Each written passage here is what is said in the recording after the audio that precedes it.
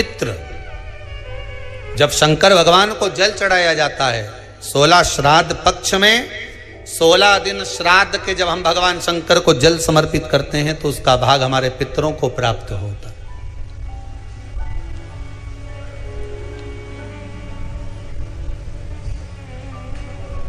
केवल 16 श्राद्ध के दिन ही ऐसे होते हैं जिसमें शंकर भगवान को जल में दूध मिलाकर चढ़ाने की जगह दूध भले 1 चम्मच चढ़ा रहे हो पर अलग से चढ़ाओ, कच्चा दूध अलग से चढ़ाओ, उसके बाद भले तुम जल चढ़ा दो, पर लोटे में जल में दूध मिलाकर 16 दिन श्राद्ध पक्ष में नहीं ले जाना। भले 1 चम्मच दूध लेकर जाओ, 1 कटोरी दूध लेकर जाओ, पर कच्चा दूध अलग से लेकर जाओ, शंकर भगवान को अलग से चढ़ाओ, क्योंकि 16 दिन श्राद्ध पक्ष के जब भगवान शंकर को दूध और जल चढ़ाया जाता है वो हमारे पितरों के खाते में चला जाता है, हमारे पितरों को उसका भाग मिलता है। इसलिए शंकर भगवान को कच्चा दूध भी चढ़ाओ तो पानी में मिलाकर नहीं, एक अलग से 1 चम्मच ले जाओ, भले फिर शिव जी को चढ़ा दो, भले एक छोटा सा कटोरी में ले गए चढ़ा दिया, जल ले गए चढ़ा दिया, वो हमारे पूर्वजों को प्राप्त। क्या करना चाहिए अगर पितृदोष है और उससे निवारण करना है, शांति पाना है, तो क्या करना होगा? उसका एक ही तरीका महाराज, अमावस्या के एक दिन पहले 14 के दिन पीपल के 7 पत्ते लीजिए और 7 पत्ते पर शंकर का नाम ओम नमः शिवाय लाल चंदन से लिख दीजिए। 7 पत्ते पर लिखकर उसको मौली, जैसे हमने अभी बंदरबान बनते ना, ऐसे मौली की बंदरबान मान लीजिए, घर के मुख्य दरवाजे पर लगा दीजिए। कौन से दिन? अमावस्या की एक दिन पहले 14। अमावस्या के दिन दोपहर के 12 बजे उस बंदरवाल को खोल लीजिए, दूध की कटोरी कच्चे दूध की हाथ में ले लीजिए और पत्ते का, पीपल के पत्ते का अग्रभाग उस दूध में डुबो दीजिए और उसको ले जाकर पीपल के पेड़ के नीचे ऐसा कैसा ही विसर्जन कर दीजिए, कटोरी वापस लेकर आ जाइए। मात्र 2 अमावस्या करोगे, आपके घर का पितृदोष समाप्त होगा, लक्ष्मी बढ़ेगी, घर से रोग समाप्त होगा और घर में प्रेम बढ़ेगा। पितृदोष को समाप्त करने का इससे सुंदर कोई तरीका ही शिव कर सकते, शंकर के सिवा। कई लोग कहते हैं कि श्राद्ध पक्ष आ गया, ये कर लेना चाहिए तो प्रेत योनि से मुक्ति हो जाएगी, पितरों की शांति के लिए ये कर लेना चाहिए तो पितृ मुक्त हो जाएंगे। पहले तो एक बात अच्छे से समझ लो, पितृ मुक्त नहीं होते, उनकी शांति होती। क्या होती है? जम के बोलो जरा। उनकी शांति होती है। जब आप किसी तीर्थ में स्नान कर रहे हो, जब आप किसी तीर्थ में हो, स्नान कर रहे हो, पुण्य कर रहे हो, सत्कर्म कर रहे हो, भजन कर रहे हो, कीर्तन कर रहे हो, मंत्र जाप कर रहे हो, तो उसका एक अंश, एक भाग हमारे पूर्वजों के खाते में, हमारे पितरों के खाते में जाता है, उनके खाते में पहुंचता है, ये निश्चित है। आपने किसी ब्राह्मण को भोजन कराया, भले अपने पितरों के निमित्त नहीं जिमाया, कोई ब्राह्मण को 1 गिलास पानी पिलाया, भले अपने पितरों के निमित्त नहीं पिलाया, पर आपका एक अंश उसके खाते में चला जाएगा। उससे क्या होगा? पितरों की शांति। और समझ लो, गया जी में पिंडदान कर देने से क्या पितृ मुक्त हो जाते हैं? बद्रीनाथ जाकर कपाल क्रिया करने से क्या पितृ मुक्त हो जाते हैं?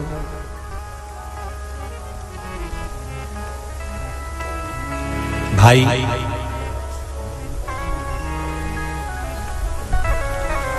गया जी जाना तो वहां के पंडा जी से पूछना, हम यहाँ पिंडदान कर देंगे तो क्या वो मुक्त हो गए? पंडा जी कहेंगे आप अपने पूर्वजों को गया का पिंड देकर उनका पिंडदान कर कर आप उनको भगवान विष्णु के चरणारविंद में छोड़ गए, पर आप घर जाना तो घर पर जब जब श्राद्ध पक्ष आए तब ब्राह्मण को भोजन जरूर करो। भले तुम भूख मत देना, कौवे का मत निकालना, पर एक काम जरूर करना कि ब्राह्मण भोज कराना। उससे क्या होगा? 16 श्राद्ध में जब हमारे पितरों को, हमारे पूर्वजों को पितृलोक से छोड़ा जाता है तो वो सबसे पहले जिस घर में रहे होते हैं, जहां उनका पिंड घर में दिया होता है, जहां रहे होते हैं, सबसे पहले वो वहां आते हैं,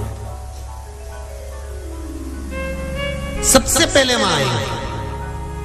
और अगर तुमने उनकी तिथि पर, उनके वार पर अगर आपने भोजन करा दिया है तो उनकी मुक्तता नहीं, उनकी शांति हो जाती है।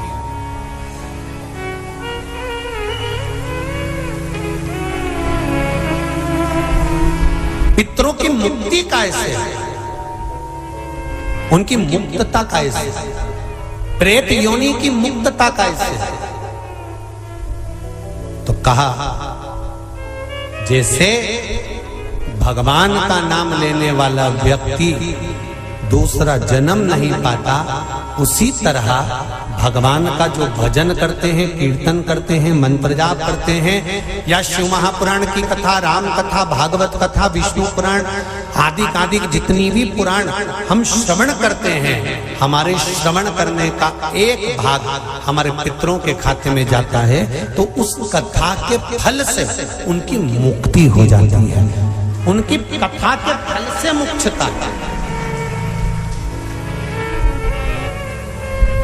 प्रेत योनि से मुक्त हो गया धुंधकारी, बिंदुक प्रेत योनि से मुक्त हो गया। काय से होगा? शंकर का स्मरण, शिव महापुराण की कथा का रस तत्व ग्रहण करना, राम कथा, भागवत कथा का मात्र स्मरण करना, उससे मुक्त। क्यों दी जाता कौवा को भोजन? श्राद्ध पक्ष में कौवे को भोजन क्यों दिया जाता है? क्यों छत पर ले जाकर रोटी का टुकड़ा डालते हैं? काशी, कांची, अवंतिका, अयोध्या आदि जितने पावन क्षेत्र हैं, जगन्नाथ, द्वारका, रामेश्वरम, बद्री नारायण, जितने जितने पुण्यशाली क्षेत्र हैं, मथुरा आदि जितने, वृंदावन आदि जितने पुण्य क्षेत्र हैं, शिव महापुराण की कथा में, स्कंद पुराण में लिखा है कि जितने पुण्यशाली क्षेत्र हैं, सारे पुण्यशाली क्षेत्र, चाहे चित्रकूट हो, अयोध्या हो, काशी हो, उज्जैनी हो, त्र्यंबकेश्वर हो, जितने पुण्यशाली क्षेत्र हैं, सारे पुण्यशाली क्षेत्र में पिंडदान होता है। बोलो मालूम है कि नहीं आपको? मालूम? सब दूर तर्पण होता है, सभी जगह पिंड होता है, सभी जगह तर्पण होगा, पिंड होगा। तो श्राद्ध पक्ष में तुम इतनी सारी जगह जाकर तर्पण कर सकते हो क्या? जम के बोलिए, नहीं कर सकते। इतनी सारी जगह जाकर पुण्य कर सकते हो क्या? नहीं कर सकते। इतनी सारी जगह जाकर तुम ब्राह्मण को भोजन करा सकते हो क्या? नहीं। इतनी सारी जगह जाकर ना पिंड दे सकते, ना तर्पण कर सकते, ना पुण्य कर सकते। अब ये 16 दिन में इतने तीर्थ कितने हजारों में तीर्थ, इतने तीर्थ में जाकर कहां पुण्य करोगे, कहां पिंड दोगे? तो उसका एक निर्णय निकाल दिया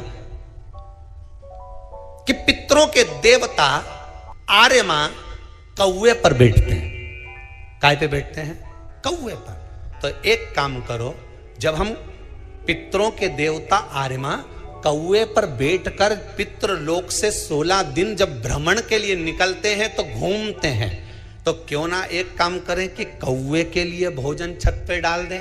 हमारे छत का कौवा जब अन्न का भाग ग्रहण करेगा, पितरों के देवता को बिठाकर जब घूमने के लिए निकलेगा, तो जहां जहां घूमने जाएगा, जब जब बीच में कोई तीर्थ पड़ जाएगा, तो वहां के पिंडदान का फल हमको मिल जाएगा। इसलिए कौवे को भोजन कराया जाता है। एक कौन सी सब्जी होती है जो पितृपक्ष में ब्राह्मण को भोजन कराते समय नहीं बनाई जाती?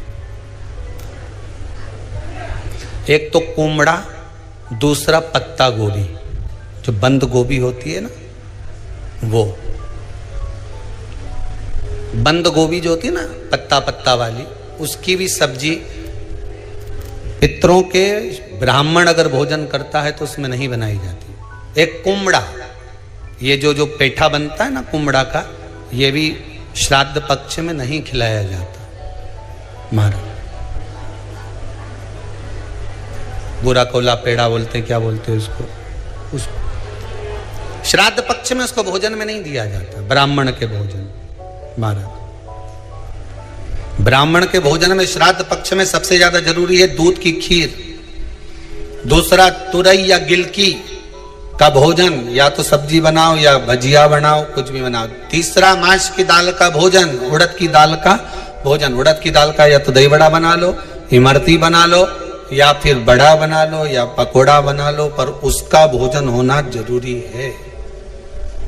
3 भाग दूध का भोजन आहूतों के हिस्से में चले जाता है, गिलकी और तुरई का भोजन पितरों के हिस्से में चले जाता है, मांस की दाल का भोजन, उड़द की दाल का भोजन प्रेतों के हिस्से में चले जाता है। इसलिए ये 3 भाग का भोजन ब्राह्मण जब श्राद्ध पक्ष का भोजन करे तो उसमें बनाना जरूरी।